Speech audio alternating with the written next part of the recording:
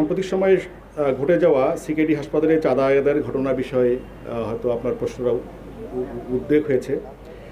রাজধানীর শ্যামলীর centre for kidney disease and urology CKD হাসপাতালে চাঁদার দাবির ঘটনায় র্যাবের যৌথ অভিযানে র্যাব 2, 4 এবং 6 এবং র্যাব সদর দপ্তরের গোয়েন্দা শাখা সহযোগিতায় অভিযুক্ত প্রধান আসামি সহ 7 জনকে গ্রেপ্তার করেছে। গ্রেপ্তারের নেতা মঈনুদ্দিন সহ 7 জনকে গ্রেপ্তার করতে সক্ষম হয়েছে র্যাব। গ্রেপ্তারকৃতরা হলেন মঈনুদ্দিন মঈন, মোহাম্মদ লিটন মিয়া, মোহাম্মদ সুমন, মোহাম্মদ শাওন, স্বপন কাজী, মোহাম্মদ ফালান, রুবেল।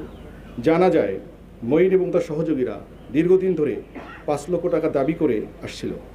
দাবিকৃত চাঁদা দিতে অপারগতা প্রকাশ করলে ভিকটিমকে বিভিন্ন ধরনের ভয়ভীতি এবং হুমকি প্রদান করে আসছে। গত 10 এপ্রিল শেরেবাংলানগর থানাধীন শ্যামলী 3 নম্বর রোডের বাসার সামনে এসে দরজা খুলতে বলে। ভিকটিম এর স্ত্রী দরজা খুলে দিলে প্রধান অভিযুক্ত আসামি মঈন তার কাছ থেকে 5 লক্ষ টাকা দাবি করেন। চাঁদা না দিলে তারা বিভিন্ন ধরনের ক্ষয়ক্ষতি করার হুমকি প্রদান করেন। পরবর্তীতে টাকা দিতে অস্বীকার করলে উচ্ছৃঙ্খল জনতাসহ বিশৃঙ্খলা সৃষ্টির চেষ্টা করে।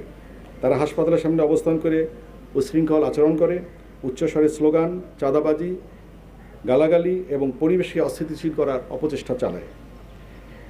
উক্ত ঘটনায় সামাজিক যোগাযোগ মাধ্যম এবং প্রিন্ট মিডিয়ায় চাঞ্চল্যের সৃষ্টি হয়।